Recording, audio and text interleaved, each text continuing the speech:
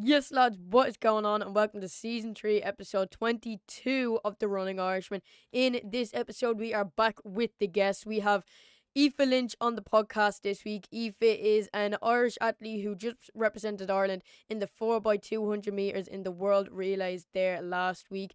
Aoife and her team end up finishing second and then qualifying for the Oregon World Championships in 2022, which is really, really exciting. Aoife and I talk about everything from her early days in running. She also went to the same secondary school as I currently am going to, so we talk about a few things there. Her running in secondary school, then her running in DCU and the transition, what that transition was like, and then the transitioning from DCU. Well, she's still in DCU, but then kind of then to the more professional stage, running and representing Ireland. Aoife is a really, really sound girl, and it was a really, really great episode, and just an overall really, really good chat. It just went along nicely, and there was no real stopping, no real silence. Just as I said, a really, really good chat. So I do really appreciate Aoife taking the time to come onto the podcast, and yeah, I hope you all enjoyed this episode. Before we jump into it, um, there's not actually much to talk about. Obviously, we haven't had a guest on in about 2 weeks. As I mentioned on Sunday's episode of the podcast, we were on a little bit of a break because the guests just weren't rolling. I have a good few guests lined up for the next 5 or 6 weeks or so, which I'm really, really excited about. And yeah, that's pretty much it. All the links to Twitch that is where I streamed this episode of the podcast tonight, but last night for you at 9 p.m. over on twitch.tv/The Run Irishman 1, where you can come along, ask me questions or ask the guest questions. Also, the Run Irishman official Instagram is down in the description below, and Aoife's socials are also down there if you want to give her a follow if you don't already. You guys, that's enough for me. I'm sure you all are here to get into the episode with Aoife. I hope you all enjoy, and let's roll the intro. Yes, lads, what is going on? My name is Amy O'Donoghue. People call me Dr. Josh. My name's Lewis O'Loughlin. My name is Isolde O'Donnell. I'm Charlie O'Donovan. I'm Abdullah Joe. I'm Scott Fagan. I'm Mark Conrad. My name's Cormac Dalton. I'm Paul Byrne. I'm Michael Morgan. More than a runner. The Irish Hammer. My name's Brennan. I'm Brian Fay. It's Dash Bar. I am a triathlete. Craig Engels. Cheryl Nolan. Sean Donoghue. John Rankin. We got 10th at the World Championships in 2019 in Doha. I'm doing great. Just happy to be on the podcast. I'm a Man United fan. Let's get into this episode of the podcast. Alright, everybody, so we're here with Aoife Lynch. Thank you very much, Aoife, for taking your time out to come on the podcast. I really do appreciate it. Not at all. I'm happy to be here. So, yeah, just to kick things off, obviously, you've been doing really big things lately in terms of running for Ireland. But for anyone that maybe hasn't heard of you or hasn't seen you over the past week or so, do you want to just give a quick introduction about who you are and what you're all about? Yes, absolutely. So, hi guys, my name is Aoife Lynch. I'm 21. I'm from Castleknock in Dublin, and I'm a 100 meter and 200 meter sprinter, primarily 200. And my club's Donore Harriers. I've been running for them in Chapel Lizard since I was about 12. And I'm also currently a student in DCU, studying engineering. So I'm in the middle of my finals at the minute, but this is a nice form of study procrastination for the next hour or so. Yeah, lovely.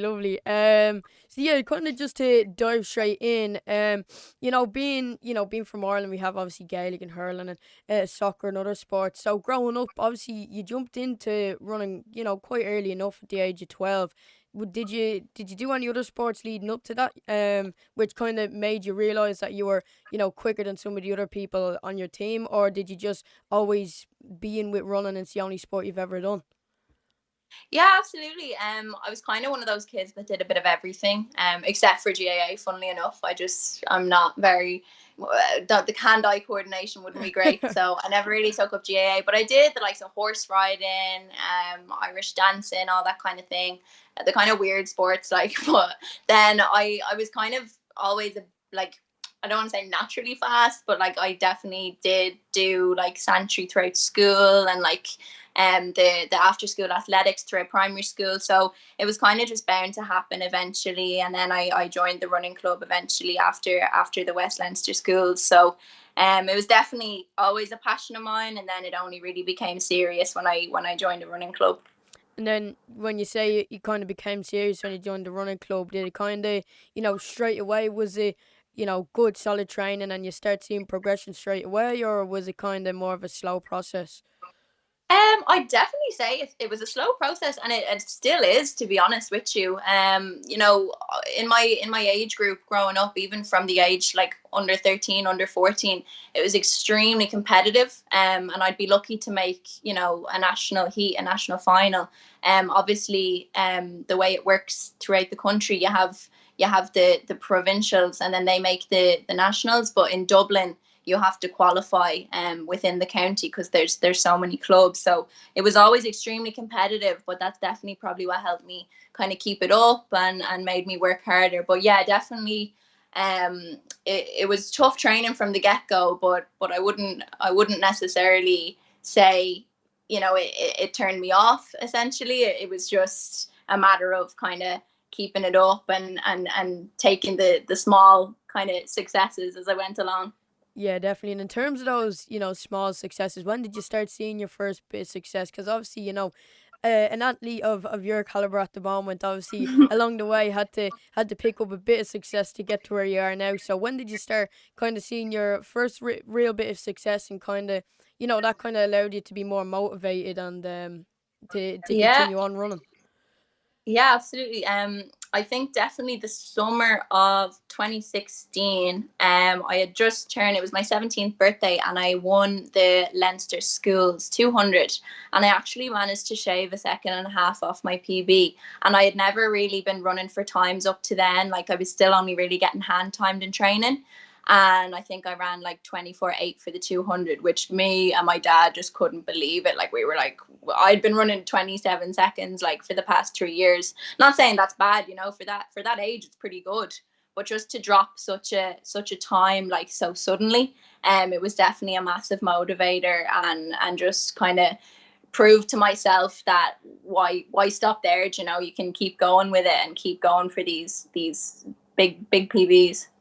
And then after that, did you kind of, with that motivation, obviously, and that momentum kind of led into your training, then was it kind of more of a natural progression in a way where you start going out to races more confident, training was becoming a little bit better, and like everything was just kind of starting to fit into place? Or was it still kind of, that bit of slower progression and you'd get an odd win here and there?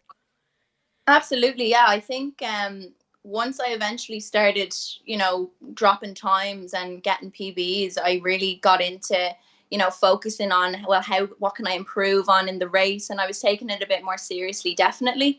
But I probably also became a bit too obsessed with the times, and that's kind of when it can start to affect your performance. Like, you're not going out to win the race, you're going to run a time, and that can nearly have a negative effect. But it definitely played a lot into my training as well. Yeah, like, me and my coach would constantly be kind of assessing the fractions of a second at the start or at the finish of the race, and seeing where we could shave it off as much as possible. Yeah, definitely, and it is obviously really important to carry that momentum from races then into your training. Kind of, Yeah. you have some athletes where they're not really ever showing up in races, but then if you get one really good race, you see that the potential's there, and would you say that's kind of what happened with you in a sense? That's it. Like, the potential is there if someone drops a big time, and I feel like then there could be a pressure put on them. But it's more just about going out, running your own race, like reassuring yourself what you can do, and not worrying so much about the times. Because if you're training hard and you're going to compete well, focusing on yourself and not anyone else, then the times will come. Definitely, and kind of moving on now a little bit. If when I was looking through, a few of the athletes that was running in the world relays, and then when I was watching it, and I came across you were on the starting list, and then going through a few Instagram pages, seeing posts from Athletics Ireland, World Athletics, and seeing you in there, Lad Bible. Definitely, and seeing you in there and knowing that you're a previous LCC student, I just couldn't pass the Yeah. opportunity to have you on Absolutely, the podcast. LCC represent. Shout out to Ija Markovic getting me into athletics altogether. Yeah, you took the words straight from my mouth. That was kind of leading into the next question. Kind of, in terms of running in school, you said you started at 12, which is around the age in first year. So was that a Yeah. main point of why you decided to join the Donore Harriers and start taking your running a bit serious, or were you already running for a club and that's why you decided to jump into it when you got into secondary school? Yeah, no, I think first year secondary school, that transition from primary school to secondary school is a real pivotal point for a lot of athletes, kind of making them transition and joining a running club and starting to take their training seriously. And that's exactly what I did. I said I was doing kind of the Santry West Leinster schools throughout the years. And eventually then my coach at the time, who was Ija Markovic, who's the LCC PE coach, he kind of just said, look, you're so naturally good. Why don't you just go and join a club and see how far you get with it?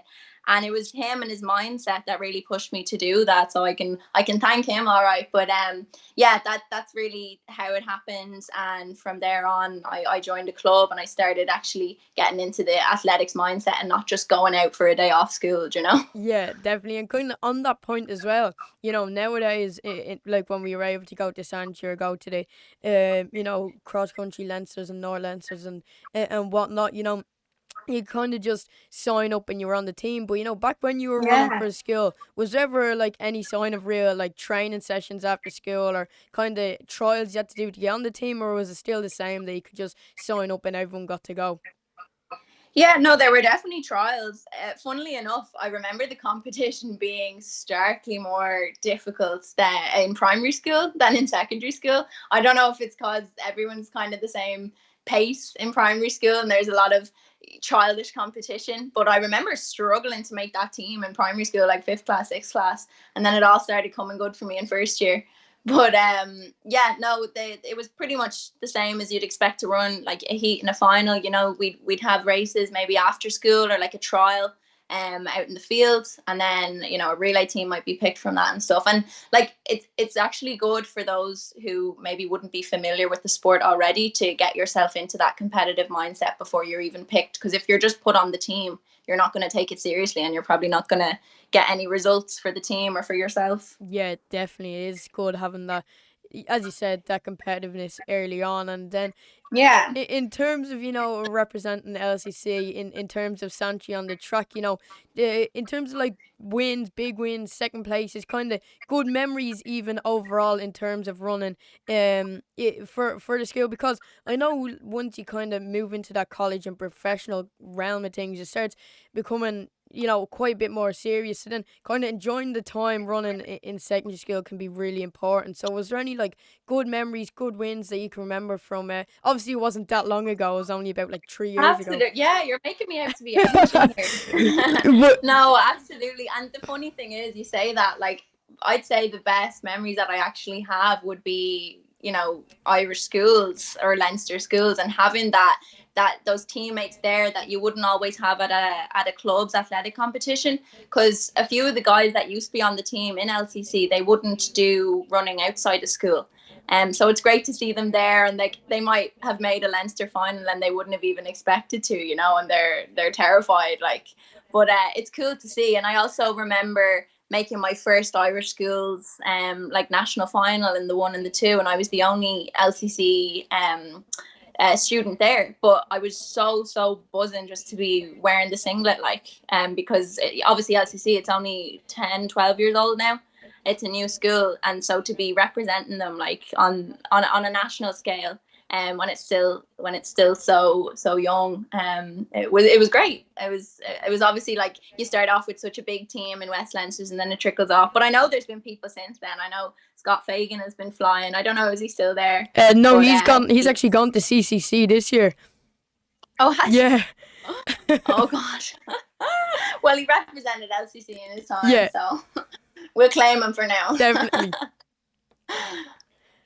But yeah, no, it was definitely such a big factor in me getting into athletics, just the environment that we were, exposed to in PE and in the athletics club within the school. So I definitely owe like my involvement to that and the kind of years that I spent training with them. Yeah, 100%. And it's as I mentioned, like kind of enjoying them early on years in the sport is really important to kind of keeping it more on the fun side to then get into more serious side, later on down the road in your career? Absolutely, yeah.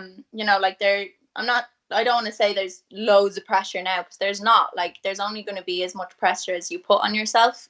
But it's lovely to kind of look back on where you came from. And like I say that, I'm only 21. I still have a long way to go, but it's nice to take it as it comes and see kind of where it started a couple of years back. Yeah, definitely. Talking about your school days are making you sound ancient. You're only 21 years of I know. age. It's not that long ago. I was trying to work it out. If you're in fifth year now, I would have been graduating when you were in first year. So I'm not that old. No, definitely not. Definitely not. So yeah, kind of then moving on down the timeline, you could say a little bit more. That transition then, first in terms of running wise from LCC secondary school to then moving to DCU college. Just first of all, in terms of running, kind of what was that like?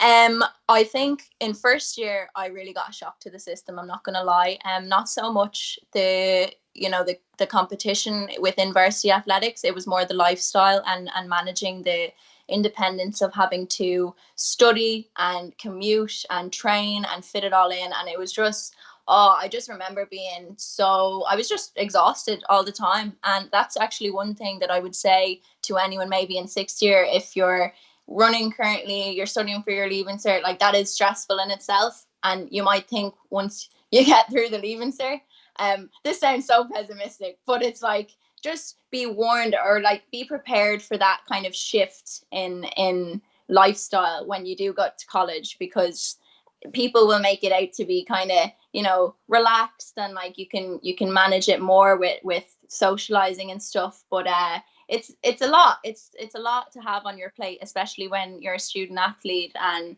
I'm just getting to grips with it now, and I'm finished final year. But it was a lot definitely in first year, but we got through it. Yeah, definitely. And that transition, would you say, kind of then into your second year, you kind of got a grasp as much as you could of it, or would you say you were still kind of learning how to time manage a little bit? Yeah, I think, by second year, the time management, it like that definitely improved, and it's still improving. But I'm not gonna lie, the support that I received and the whole team received, like, from DCU Sport, has been phenomenal. Like, they really do try their best. Like, Paul Byrne up there in DCU tries his best to check in with everyone, making sure everyone's like mentally there and feeling good physically. He'll do anything to make sure that everyone's going to perform academically and athletically. And I think that was a massive actually factor in me actually deciding to go to DCU, was the emphasis that they put on athletics as a sport, and it's not just a GAA college. Yeah, 100%. And I think that in terms of sport, overall for any sport, DCU in terms of like Ireland itself, is probably like, in Ireland is like going over to America in terms of sport. Is like, that's kind of where everyone wants to be. If you're staying in Ireland and you want to pursue a sport, DCU is the main place people would want to go. So kind of being able to train there and race there and have that balance is obviously going to really, really help you running. Absolutely. Like, the facilities are fab, the sports facilities, the gym, the physio we have available to us, and as well as the academics, like, it's just next to none, so yeah, I have absolutely no regrets in picking DCU, and I'll be sad to leave now. It hasn't really hit me yet, but definitely the best decision I could have made, I think, for athletics wise. Yeah, definitely. And then kind of in terms of competition moving into the college scene, I know kind of a lot of it would kind of carry over from secondary school, like as you get, if you start in, West Leinsters and then you get into Leinsters and All Irelands, the people that you'd be racing win All Irelands would probably carry over then into the college scene as well. You'd be seeing a few familiar faces on the starting line. But did you feel any different kind of pressure? Did you see any new faces? Kind of, what was the competition like then when you moved into the college scene in terms of sprinting? Yeah, it was, I'm not going to lie, varsities is definitely the most stacked competition of any race calendar every year. Because everyone does it. Everyone's so buzzing to run so early in the season, so everyone enters it. So the races, the heats and the finals are always stacked. But it's good. The only thing is, you could be, I remember like in my freshman year, like in first year, you could be running against, a PhD student because it's all the one category, like age category. Yeah. So that can be a little bit daunting if you're not used to that. You're kind of babied and the years is up, going from like junior to senior and the different age groups. But then once you're in college, you're kind of just lumped into the same pool. But I didn't struggle. I don't think I medaled. I think in my first year of varsities, I came second in the 100 and the 200, which I was happy with. I was more just happy to represent the college in a good light and produce something for them. And I think we won the relay outdoors as well, so it was a nice way to kick off my varsity career. And since then, my last two varsities have been cancelled, unfortunately, due to COVID, which is sad. But I'm praying, fingers crossed, I'll have a year to make up for that next year. They do like a 1 year down, so once you graduate, you can still compete for the college a year afterwards. So it'd be nice to go out on a high with them next year, because I'd hate to leave DCU not having represented them in 2 years. Yeah, definitely. That wouldn't be ideal. So would it be then your first year where kind of you got your most competition? Yeah, I think so. And it's like you just get a feeler for the way the competition kind of works. Like it's not much different to the schools. It's more just, it's a step up, definitely. Yeah, the competition's good, and you're racing against girls that are a bit older for you, so you're kind of gaining a bit of experience in that regard. Yeah, definitely. So fingers crossed anyway, you get a few races next year, or even, yeah, is there any kind of, plans being set in terms of races this year near the end of the track season, or is it all kind of focused on now just getting ready for races in college next year? Yeah, do you mean representing DCU? Yeah. Like, there was talk of hosting varsities or like kind of an internal collegiate race, I think, in July. Because normally the varsities would be so early in the season, they would be end of March, start of April, which was just too unrealistic for this year. So I don't actually know. I know I was actually on the committee for the varsity cross country, which is just totally the opposite end of my knowledge Yeah. spectrum. But I managed to wiggle my way in there, and that was meant to be in April, but again, obviously COVID, and you're legally not allowed to host things. So in terms of varsities, I can't see myself being or competing for DCU this season. But yeah, I'd like to think, next year, maybe even September, they might host kind of an in-house competition just for people to get some times in.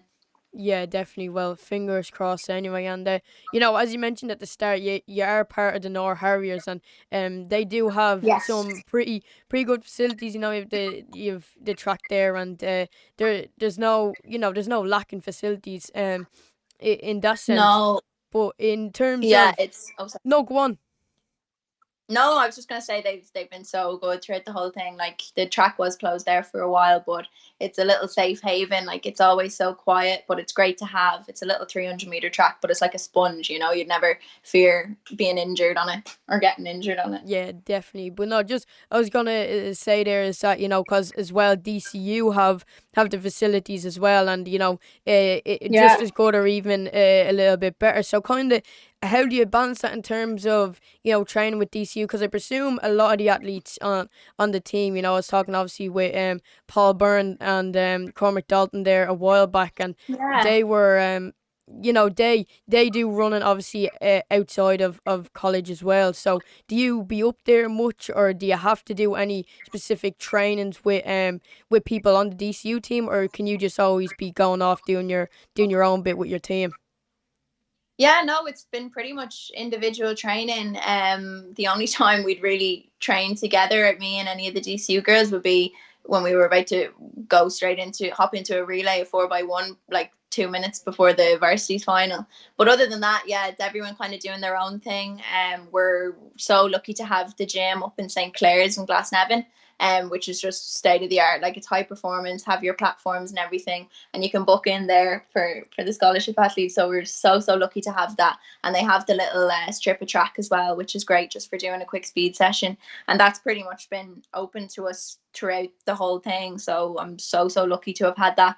But yeah, it kind of just depends on my schedule. Like, I take it week by week. I'm actually training out in Tala under Daniel Kilgallen and his group at the minute during the weeks. But if it's ever a case that I need to like get a session done early in the day, or if it doesn't suit with my schedule, I can hop down to Donore and get a session in that morning. Yeah, definitely. You probably end up, like, if you're ever on the track up in DCU or in the high performance gym, you probably end up bumping into a few people anyway. So yeah, that's another thing. Like, the social aspect is great. You know, I think when I was going from sixth year of school from into first year of college, I knew so many faces already within DCU athletics, which was actually really helpful, you know, because it's daunting. I'm not going to lie, going into college and you don't really know how you're going to make friends. But it's great to have that kind of pack that you can thrive off within the society, like, or the club. So it was nice to have a few familiar faces, definitely, and you know them then the whole way up. So definitely, every time I go up to the gym, there's someone there, and I get stuck talking for about 10 minutes, and I eat away at my gym session. But it's nice. yeah, 100%. No, I couldn't agree more, especially, during the lockdowns where you had to be, discipline trained on your own, couldn't really go up to many tracks unless they were in your 5K. And not even the tracks, just the social aspect altogether. Like, even if, personally, I don't have a track beside my house because I live out, obviously we live out here in Blanche and I train out in S.3. So I couldn't get out there. So, being on my own, going around, the same roads, I could probably tell you everything anywhere with my eyes closed at this stage. But having that social aspect, you get used to. Yeah. Then I know having that social. That's another thing. It really, yeah, like, I don't know if you would go out for a run like in a group or even with another person, but for me, like, it does get very lonely. Like, if you're even just doing a really short sprint session, you think you're going to get it done, but next thing you find yourself wondering, oh, did I do that right? And you're not even just looking out for your coach, but like in the thick of the lockdown last year, I'd be like doing my sessions, and even just for the chats in between reps and recovery, you're just stuck there doing nothing. Like, so it really, yeah, it can have a bit of an effect in that regard, and it does, as we said before, kind of take the fun out of it. So that was a tough part of it. Yeah, definitely. Like, kind of when you're with your team and you're, when you're all like in pain together, kind of makes it feel that little bit better. Oh God, yeah, like, you get through the lactic, but it's nice to know someone else is feeling it at the same time. Yeah, 100%. But no, you sit there, if I go out running with around, like, if I'm on a long run Monday, Wednesday, or whatever. Yeah. If I got, no, my mates absolutely hate running. They I could never. There was nothing I'd do to be able to drag any of them out on a run. So I'm pretty much. I'm the same. Don't worry. I have my running friends, then I have my non-running friends, and it's just two different universes. Definitely. The only problem is my running friends are out all the way in Sanji, so I couldn't, hike out there for a 45-minute run and then hike back. That's Clonliffe. Yeah, that's a Clonliffe. Yeah. So yeah, but thankfully now it's only 3 times a week with the being out now out with the club then the other 3 days. So it's not too bad. I can't be complaining. Yeah, no, that's great, and it's good to have that to fall back on as well. Obviously, now with the restrictions easing a little bit, I think it'll encourage a lot more people, not even obviously to get out and exercise, but I think they'll really be encouraged to get out and socialize, but in a safe setting. So hopefully now, because I know the numbers, even the registration numbers for Athletics Ireland this year dropped a lot, probably because of that within the younger age group. So I really hope now, with the kids being able to go back and the coaches going back with them, it'd be nice to see the numbers pick back up. Even I noticed it down at Tala last night. I was training, and it was just nice to see all the kids training. Within a safe space. It's like we're back to some sort of normality. Yeah, see, that's the thing about it. Like, no parent, whether it's running or any sport, kind of puts their child into a sport thinking you're doing this because you're going to be an elite athlete when you're older. They do it for obviously the bit maybe of fitness and keeping healthy, but it's mainly for the social aspect. And if the child doesn't have that, they're not really going to be arsed to go out and do it on their own, No, definitely not. And it's sad to see as well. Sometimes you see, some parents or even just the kids, they seem to already be in such an elite mindset at such a young age, but that can nearly send them backwards, if there's too much pressure put on them. So it's great just to see kids getting out there and having fun. And then, if they want to keep it up, then go for it. But yeah, sometimes you can see it go backwards a little bit. Yeah, 100%. So hopefully now with all the socialising getting back up started again, we can see more new faces Yeah, around in the clubs, not the absolutely. races. Yeah, no, definitely. That's one of the best parts is kind of socializing with people. Even at the races, you'll be going to do your warm up and you'll get stuck talking to someone in Tullamore. Like as you go around the track, you just kind of do pit stops as you go. But it's nice. Like I was actually thinking the other day, God, I miss just going out like to Athlone or something and just having the chats with people in the warm up area. Like it's a big community, but everyone knows everyone, and I feel like you know you just part of that is just socializing and getting the gossip off people and who's running this and who's injured and all of that. But you would miss it like after so long of not really being able to catch up with people. Yeah, 100%, and especially with sport like running, where the things you do tend to go on. Well, I know for sprint it's a bit different, but the longer stuff, the training you do tends to go on for so long, and being on your own for so long can really Yeah. get draining, and you can get really demotivated. So look, even now I was saying to like the lads on my team is like you'll never really complain about a session again when you're with the team, because it would just be Oh 10 geez, times worse no. than when you were doing it on your own. Absolutely. Like I was pretty blessed this winter in that I could train with a couple of my training partners. Obviously Kate Doherty, who I was on the relay with last week, she is one of my close training partners. And we had our letters like from Athletics Ireland to say we could train together, which actually, it's one of the things that gets you through the winter is knowing you're going down training and you're going to get to chat to someone and actually compare your progress to. So it's great even just to have one other person.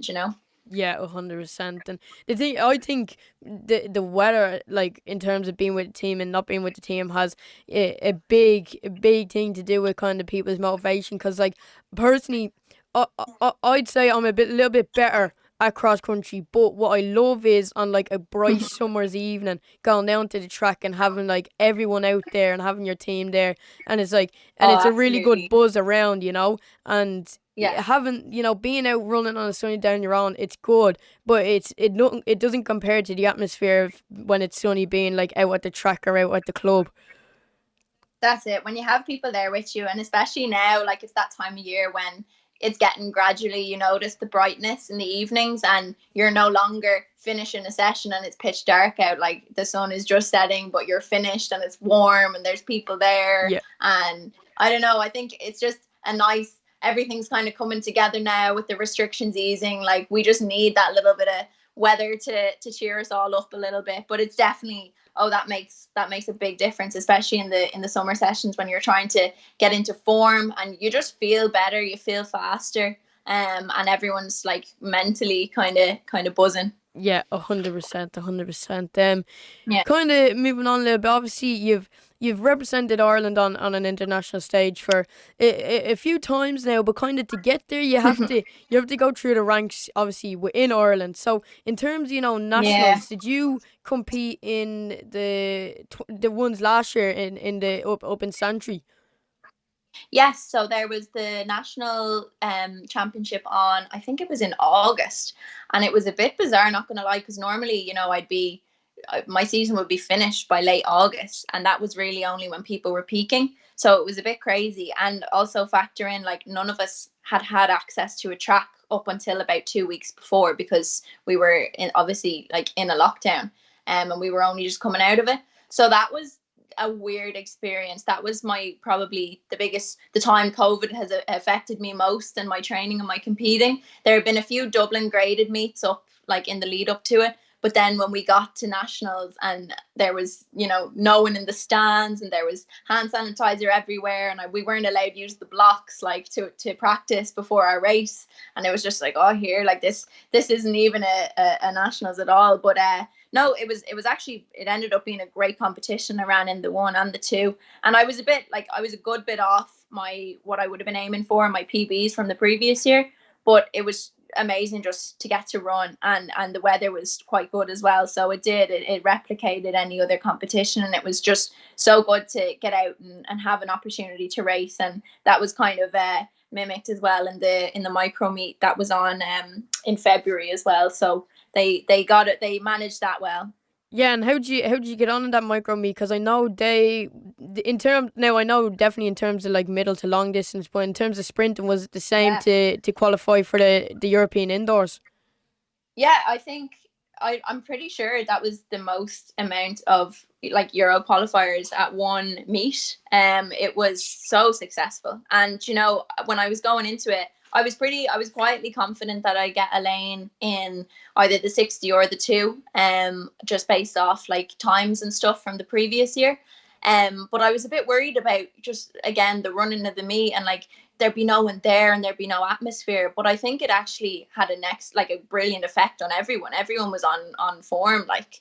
And I ran a PB in the 60, which had been a long time coming, just because 60 is so hit or miss. Like you can't afford to make any mistakes, and it's definitely not my strong point. I think that's why I prefer the 200. It kind of gives me a second to get up through the gears. But no, I was just happy to get out, get a run. Ended up running a PB, and that's all I could ask for, really. It was a fantastic opportunity just to get to run in after such a long time, like such a long winter season.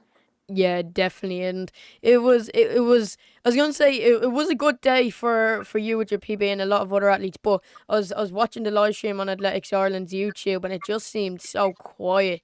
Like usually, Yeah, no, go on. I keep saying, yeah, to my teammate, I only said it last week, is how terrifying it was when we were like on the line waiting for the starter to call us into our blocks, and you could hear a pin drop. It was that quiet, and it's freaks you out, like, but it also gets you so focused. Like that's what I was worried about. Like not that I would struggle mentally in the warm up or anything, but like my nerves would get the better of me the odd time, and I was kind of saying, don't false start.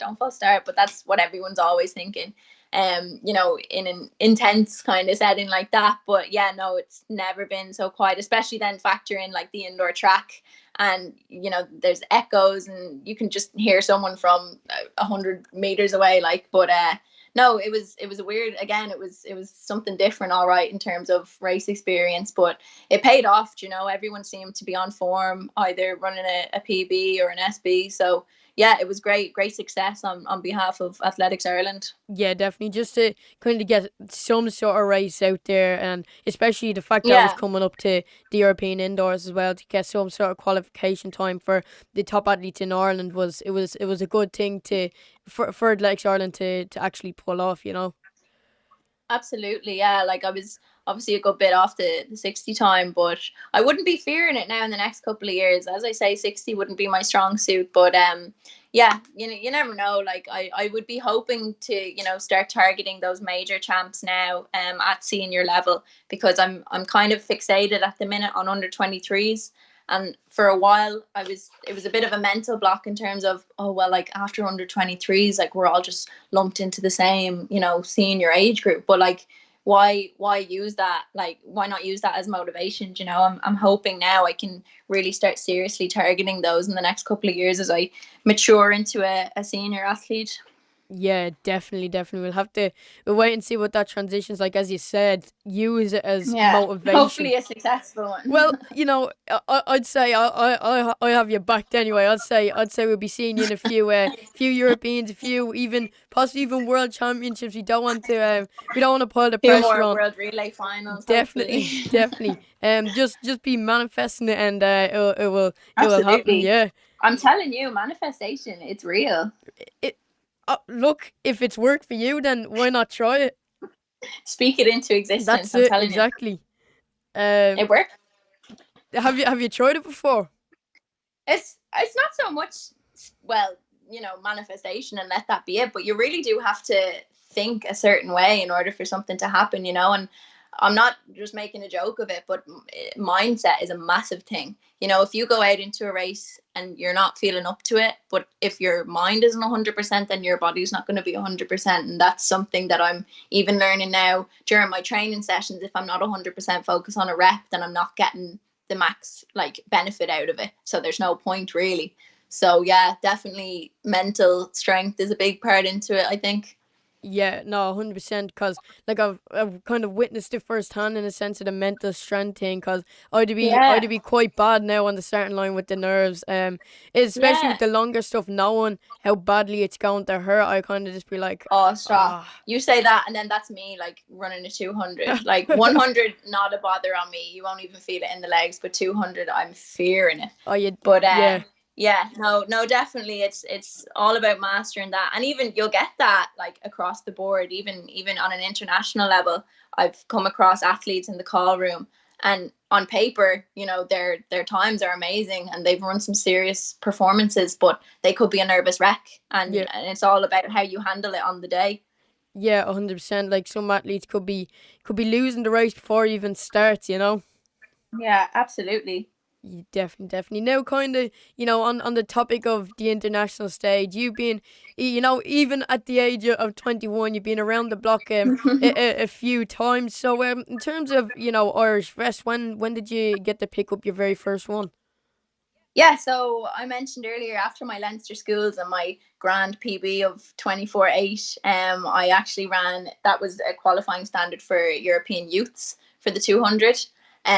Which I couldn't even comprehend at the time. I was like, wow, like that's crazy. Like, and I think it was the first European Youth Championships ever, held in Tbilisi in Georgia. That was 2016, and I was just on a high the whole week. Like, I kind of went in not expecting anything, but also with nothing to lose. You know, like I was just like, just go run it, see, you know, go for the experience. And I ended up, I think I made the semi-final. But I was delighted to be there. You know, like it's an experience. It's you'll never forget like your first international, I don't think, and you'll always have like a soft spot for it.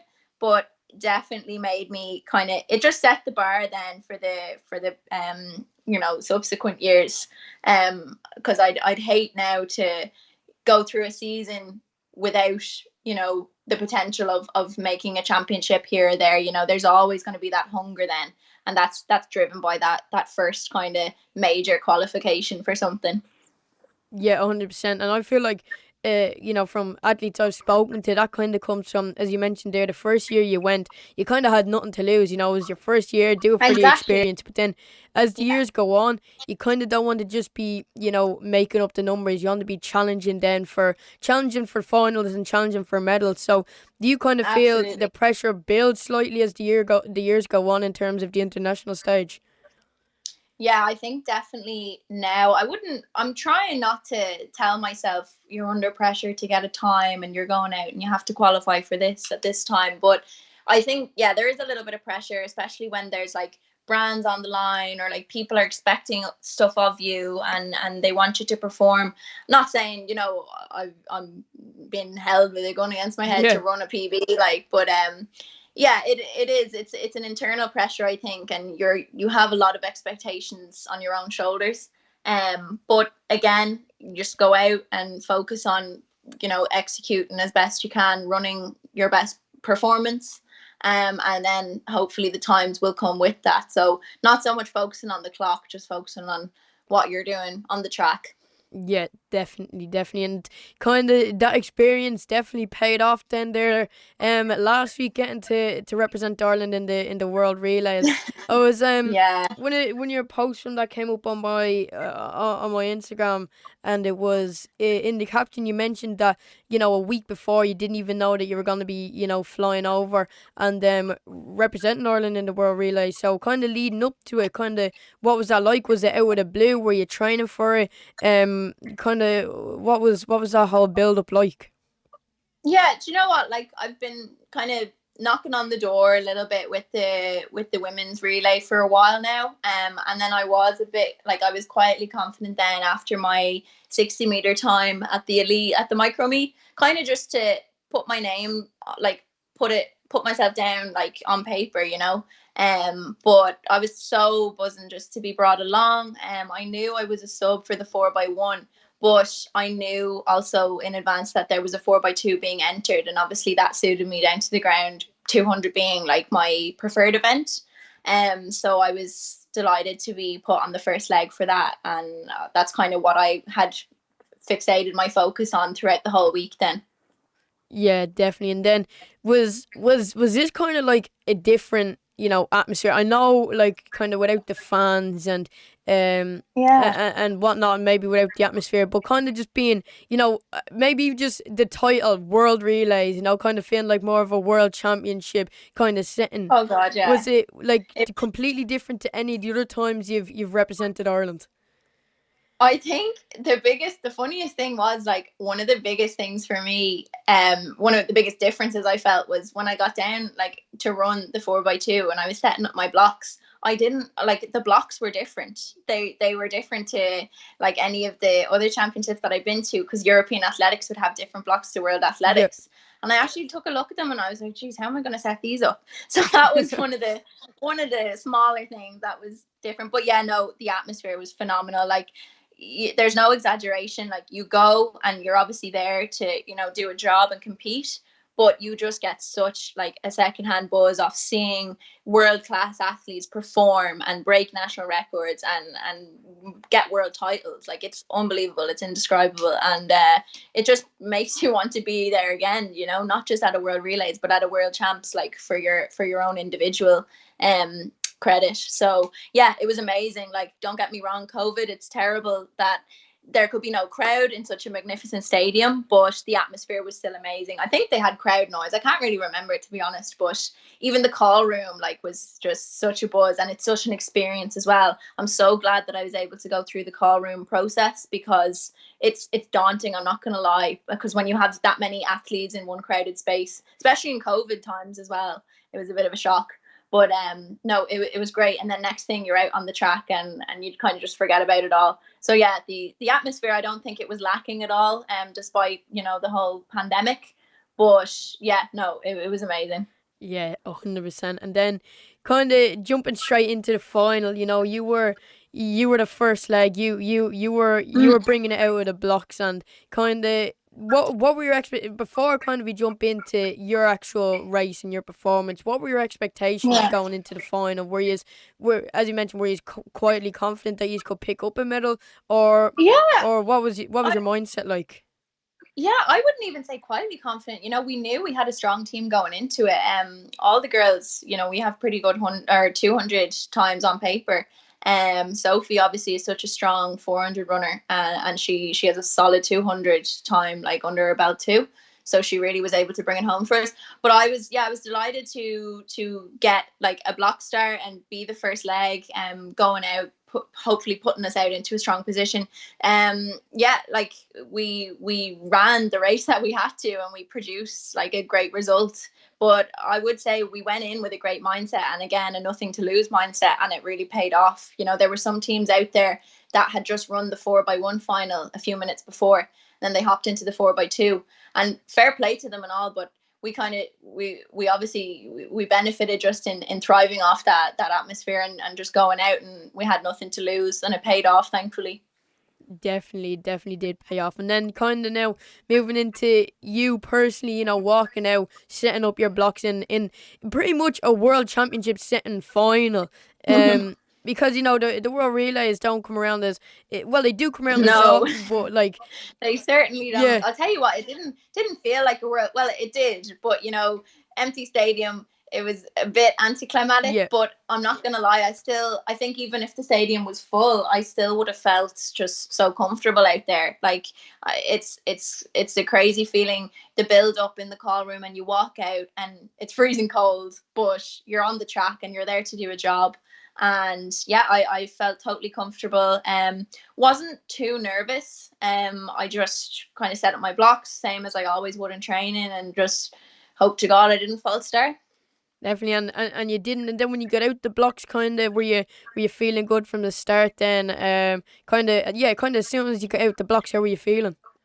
Yeah, to be honest, I'm so bad for like not remembering my races as I run. Yeah. Like it's over so quick, Yeah. and I was hoping to look back and didn't get too much screen time, so I couldn't analyze it that well. But no, I think I got a good start. Kind of just see the staggers were so big that we were warned beforehand not to focus on who's outside you or behind you. But I think I made up a little bit of the stagger on the Danish one beside me. But yeah, no, I felt great. I was hoping to get around and run a decent race, but I felt strong, and I was happy just to get out. Once I handed over the baton to Kate, like I was like, right, job done. Whatever happens, it's not on my watch. Yeah.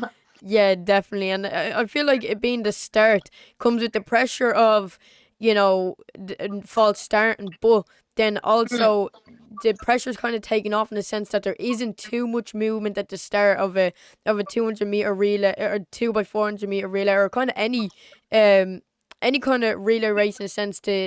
The start, there isn't ever too much kind of jostling for position or kind of people overtaking. Thank God. Yeah. I'd be so bad at that. And my coach keeps threatening to put me up to 400. And God help me if I ever had to do it like indoors. Yeah. Because I'd just be too polite. Like you see some girls like well able to use their elbows. I just couldn't. But yeah, no, thankfully the 4x2, I didn't even really know what the changeover protocol was. I wasn't sure if we had to cut in, but yeah, everyone stays in their lanes and there was no contact, thankfully. But yeah, it actually went really smooth, and I think our changeovers is really what got us into such a good position, because a lot of the teams, I think, underestimated like the speed at which to go off in the changeover zone, and we really we maximized like our chances in having those changeovers as slick as possible. And that was down to a lot of the drills that we did with Karen, like the relay coach throughout the week for the 4x1 as well. Like we were really well drilled going into the final. Definitely. And then you came out with the second in qualifying for the Orcon World Championships in 2022, which is obviously a really, really big plus. So your confidence must be through the roof at the moment. Absolutely, yeah. As I said, with the 4x1, I was so happy to be there as a sub. Like you feel every bit as part of the team, or you are every bit as part of the team as the 4 running. But to go out there, tick the box for Oregon in 2022 is amazing. It's always like such a good feeling being out there representing your country, and then to go and qualify for a championships in the near future, like it's just a bonus. Obviously, Olympic qualification, not going to sugarcoat it, like that was on our minds and we were disappointed. But I think if we had only went out there and say aimed for world champs, we probably wouldn't have got it. You always have to shoot for the absolute best case scenario. Sure, we wanted to go out and win it, and the cards we were drawn, we ended up with that world championship qualification. So I'm so proud of the girls for doing that, and I just really hope I can work on my own individual performances now to secure my spot on the squad for next year. Fingers crossed. We'll be keeping an eye on you, and hopefully future races that come up in obviously in the future. On a kind of close out the episode, when over on Instagram I was asking for a few bits. You mentioned that at the moment you're training for the European under 23 athletics champs in July in Norway. So kind of how is training been going for you at the moment? Has there been any niggles? Has it been going smoothly? Kind of what's it been like? You know what? It's been going really well. I had a bit of a niggle in my hamstring in the winter, but thankfully it hasn't cropped back up again. I'll probably jinx myself now, but I started training under Daniel Kilgallen in August, and it's just been going so well. Like he is full of wisdom, and it's just little things like him picking up on mannerisms in training that can be tweaked in a rep. Like he might say, change your arms, and it's just little observations like that can actually take off, 1/100th of a second of your time, which could make all the difference. So I'm absolutely loving it. Like I couldn't appreciate him and the group more now, and the dynamic that we have in training. The girls are great as well. I'm training away with Kate and Molly and Charlotte Wingfield, who's a Maltese runner. So yeah, I have such a great setup. Grateful to have the group, and I just hope I can go out and perform on the track now and just keep doing what Daniel needs me and wants me to do in the race. Fingers crossed, and we'll be looking forward to seeing how things pan out for you in July, and obviously in the future coming up to, you know, maybe the Olympics in 4 years' time, the Oricon World Championships in 2022, and Maybe. Sure, I'll be 25 by then, Killian. I'll be ancient. yeah, that's ancient. Like that is be looking into retirement by that stage. If you come on the podcast when you come back for the Olympics and we talk about LCC again, that would be like history. That's it. We'll make a milestone there. Definitely. We'll make a habit of it. Definitely. All right. No, this has been really good. I appreciate you taking the time to come on the podcast, and yeah, Not at all. Hope you enjoyed. Such a pleasure to be here. So it was a pleasure to have you, and for anyone watching us at home, I appreciate you coming on, and I'll see y'all next time. Bye.